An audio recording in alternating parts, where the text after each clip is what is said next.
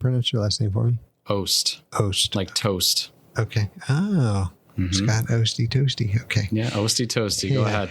Go ahead. I dare you. I dare you. Go ahead. Yeah. All right. We're good? Ready? Yeah. All right. Back up if you're going to yell it. Okay. Welcome back to Change Ed. Changed. Change it. The number one. Oh, excuse me. I'm so sorry. I've seen a podcast or two. It's not your first rodeo. Nope. We are the number one rated educational podcast in the entire Keystone State Commonwealth. It's a Commonwealth. The But it's Keystone, also called the Keystone State, isn't it? Keystone State Commonwealth, Pennsylvania. Isn't that what's on your license plates? Yes. Yes. See? I know some things. Change Ed. I am your host, Andrew Kuhn, education consultant from Montgomery County Intermediate Unit. And here with me is Patrice Semichek, also out of the Montgomery County Intermediate Unit and still an educational consultant. Hasn't changed yet. and everyone's favorite SDF. Tony Marabito, CLIU 21, Carbon Lehigh Intermediate Unit. SDF. SDF. You already said it, so I didn't. Yeah. Today's guest. Do we ever really need to clarify that? Like once in a while, maybe like SDF could sound. What is SDF? See? Staff facil. Oh boy, now even I forgot. Staff Development Facilitator. Okay. I forgot my own title. No one calls me that. No one calls any of us. I don't any have of business this. cards Education anymore. consultant. Yeah. I call my stuff something else. That's fine. You call yourself something else? I feel like a STEM integration person. That's fancy. STEM That's what integration you- specialist sounds way better. Then you should way put better. did you just change your email so that signature is that's what it is now? I should. Get on that. Yeah, just change That it. sounds better. Yeah, I like Yeah. that. Our guest definitely agrees. Yeah, we clearly have 4 hosts. Andrew is out. This yeah, happens all the every time, time. and yet Don't somehow mind he it. weasels his way back in. Our guest is also a listener of the show. Mm-hmm. Send me an email. Our only one. The one we Yes, usually thank talk you to. for the one Thank you, listen. listener. I'm the guy. He's friends with my mom. That's how he Yes. got connected to the Well, show. your mom stopped listening a while ago. Yeah, actually, but she Facebook blasted it. So That was Mary's mom. the fan of the show, Definitely my mom. he sent me an email and let me know that whenever he has to do the most awful chores at his house, that's when he listens to Change Ed. That totally is true. That is a solid recommendation right there. Yeah. I'm cleaning toilets. I'm listening to you. Yeah. I mean, you're not lying. Yeah, I gotta That's what I dig. do. I gotta dig through the trash for my kids' retainer. Feels good. Put on some Put on Change some Ed. Change Ed. We're there in your At worst least we're times. being listened to. Yeah. So we would like to welcome Scott Oste. Welcome to the show. Thank you. Scott, would you mind introducing yourself to the Change Ed Nation, please? Sure. My name is Scott Oste. I am a curriculum supervisor at Northampton Area School District, which also involves lots of other duties as assigned. So although I do curriculum, there's lots of other things I do too, but it's all good. Now, do you have a floating title just like Tony? I mean, do you make things up as on the much. go? Okay. Yeah, I make it up as we go. I mean, last week I was a guidance counselor. This week I'm a STEM specialist. Today I'm an Uber driver. I'm driving people around. Okay. So TBD. Yeah, to be determined. Yeah, okay. All right. Great. Duties as assigned. Yes. Yeah. Yeah. Okay. We know from our conversation and interaction that you've done a lot of work in really the Steele's realm and preparing and working with teachers to get them ready. Mm-hmm. And what does that look like for you specifically at the district level? And maybe what are some like the highlights that you've had from that, and even some challenges that you've kind of encountered that maybe didn't expect? Yeah, it's encompassed a whole host of things, right? You can think of STEM and Steele's as very integrated in nature. Mm-hmm. That's the approach we've taken in our district. A lot of things have come together as of late, kind of right at the perfect time. We have a brand new profile of a graduate that has core competencies and skills that we hope every student at Northampton leaves with. Mm-hmm. So we've anchored everything around that. And so Steele's occurred right around that as well. And so we've been using those competencies and skills to match up to Steele's. And so teachers have better buy-in that way because they see the connections. We also have a lot of anchoring around developing some business partnerships in the local area. We've done a lot of networking with both local and regional businesses in any industry, from manufacturing to healthcare to Nice. we have connections at the airport, and we work in the biomedical fields. Down to the other day, I was looking on Google Maps, and there's a spot 10 minutes away from us, and they manufacture scents, like what you smell for Really? candles and for like different things that you use. So like all those connections have kind of come to us right at the same time. And a combination of those network connections or those business connections and Steels and our profile of a graduate have really helped us launch us into a different universe. Nice. I want to lean into this because I really like where you're going with this. My question is about your journey. And from your perspective, were you prepared and then those things came together? Or were you like, let's launch into this and see what comes? And you just had an open mind kind of as a district and you're like, oh, great. Let's try this. Let's try this. So which came first, the cart or the horse? My journey started as a teacher in science, middle school teacher. And then I quit teaching for a period of time in my career. To listen to Change Ed, of course. Yes. Yeah. Well, I had the idea before you did, actually. I just didn't put it, in action. But I left teaching, went into business for 3 years and did some stuff in corporate America, your typical like big company sales job. I was actually one of these guys out here for a period of time. So I used to go to the vendor shows and travel around 2 states. And so I got a sense of how the outside world works with schools, right? And how they partner together. And then, my heartstrings were pulling hard enough. And I have a family history of education and there's a lot of educators in my family. And ultimately it pulled me back into the classroom. But what I did leave that experience with was a brand new appreciation for how we really have to break down walls in our spaces and open ourselves up to the outside world. Because at the end of the day, our kids leave our education system and they go out into the world. Do we truly know what those skills are? Do we truly know what's expected of kids?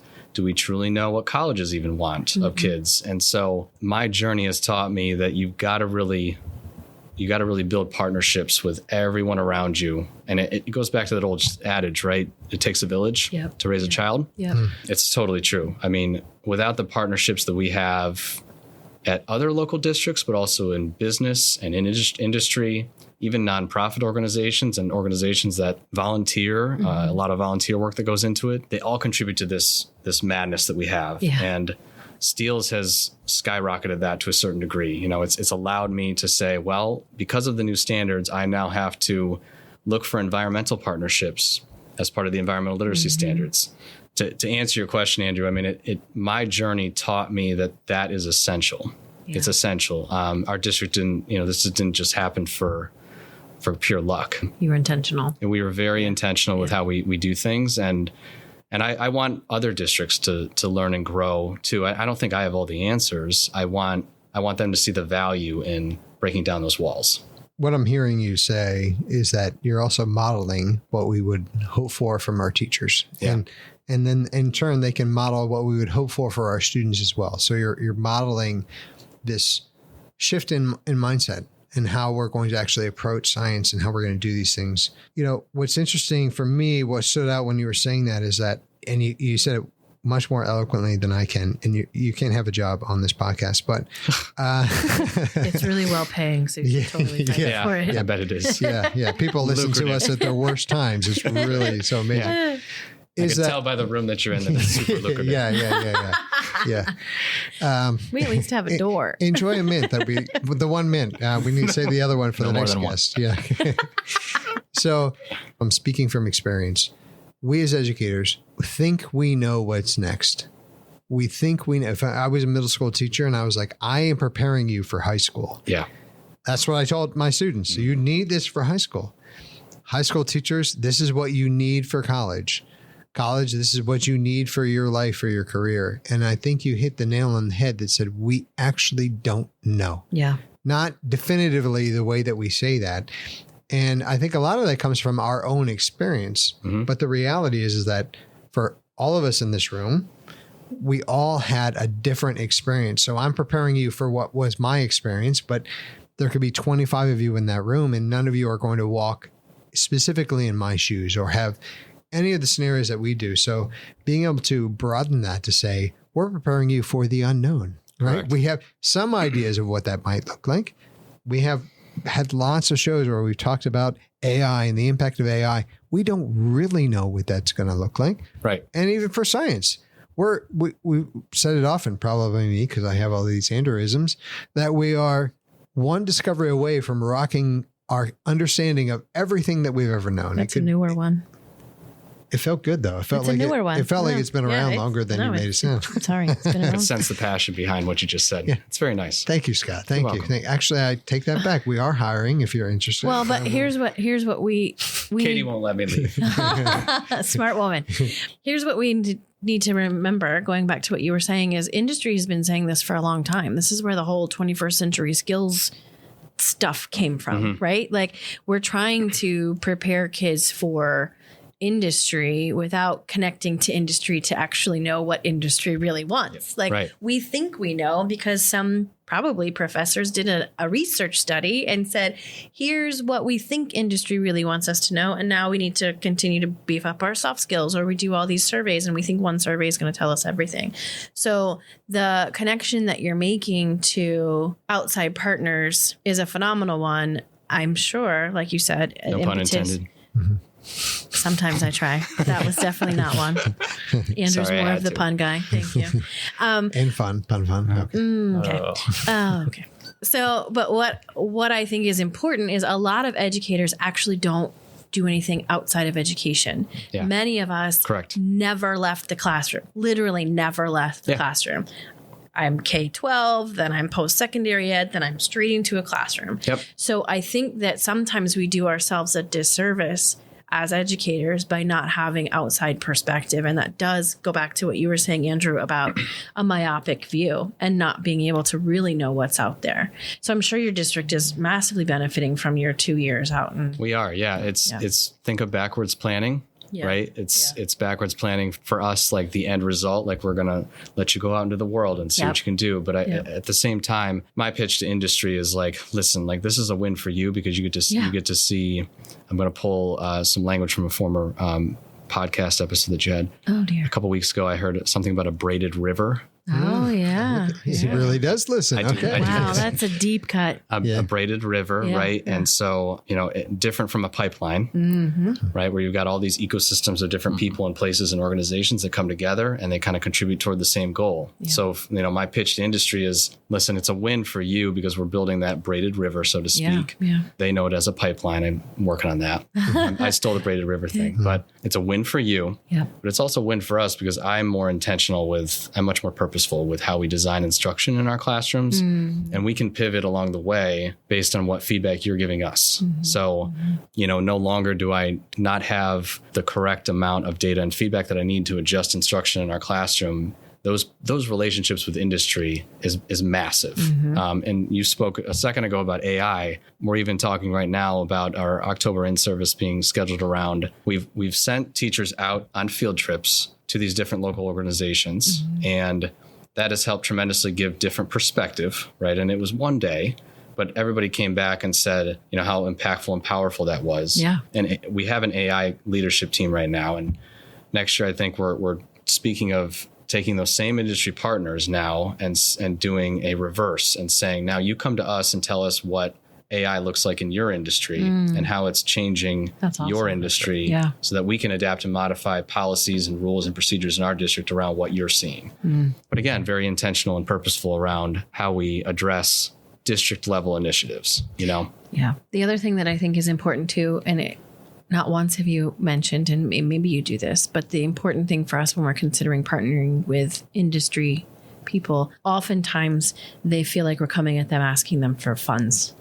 Like, what money do you have? How can you support us there? And what really we need, we all need, money to support stuff. But what we really need is that actual partnership where we are creating that braided river that you mentioned. Thank you again for listening. But you're welcome. Braided river where it's a mutually beneficial relationship. It's not just give me whatever money you have or tools. Yeah, there's no ask. It's not about that. It's about how can we help each other. It is. And we, as a district, we have to create various entry points, right? Yeah. I mean, every industry has different pre-apprenticeships, internships, job shadowing, right? Yeah. Just like I do with kids. Or even human capital to be able to have a conversation with you. Yeah. We take the same approach with kids. Like, I've got to meet kids where they are. As a supervisor, I have to meet teachers where they are.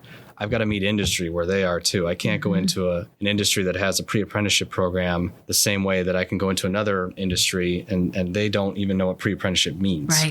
Right. So if you're at the base level of trying to get kids into or trying to get, yourself into a classroom in front of kids, great. If you want to come in and visit, just do a presentation, wonderful. Right. If you've got a pre-apprenticeship program that I can send kids to and I can give them high school graduate credit for, perfect. Yeah.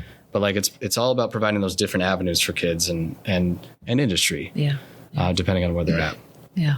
Part of what I was thinking is, as you were sharing on this, and actually I went to school to be an educator. I taught for a year and then I left for 12 years and worked in a nonprofit world and came back.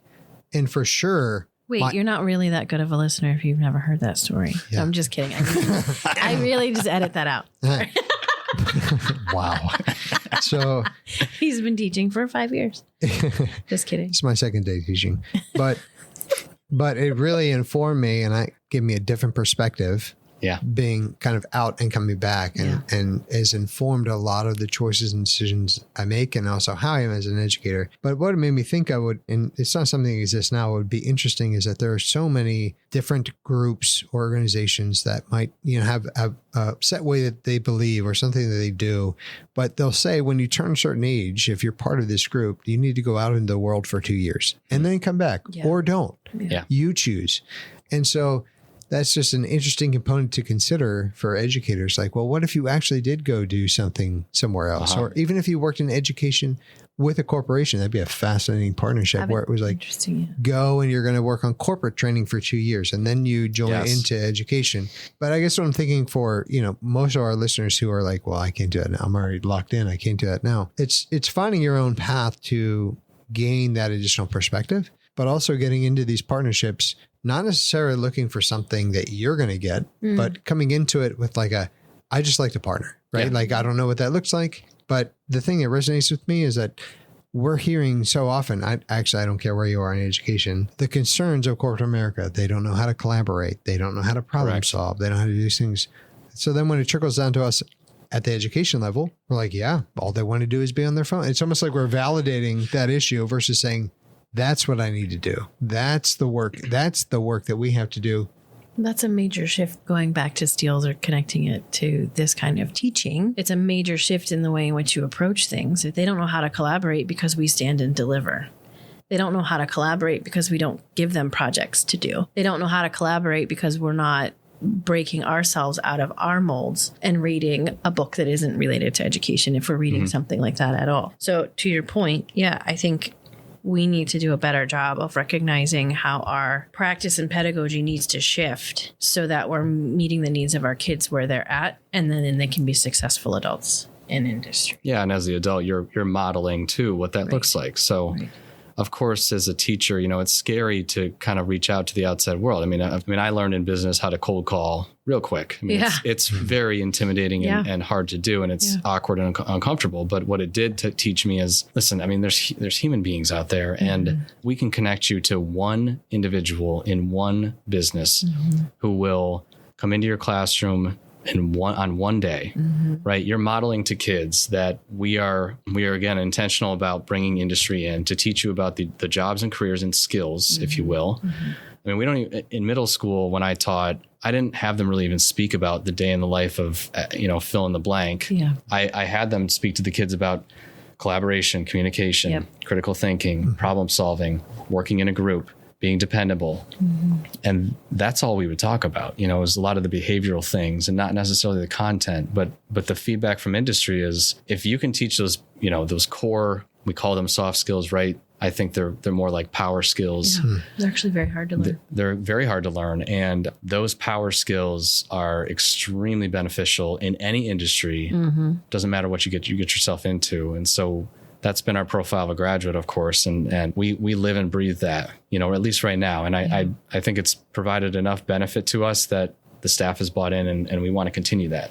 But that's all it takes. It just takes one single day, one single person, and you're modeling how to make that difference. I would imagine it's a domino effect too. Like once one teacher sees how successful it is, they're talking to another teacher, and then they just kind of build from there. I think it also incentivizes the students too to want to learn. So if you have someone coming in from outside and this is my occupation, this is why you need to learn this, now I have a reason to actually pay attention to this teacher during this class. And it might be something they've never even thought of. Like there's so many jobs out there. We talked to Ricky Arnold, the astronaut that was here at NSTA, and he was like, it takes 500 people to get one person into space. And there's like right? I could be over exaggerating, but it's like a lot of people.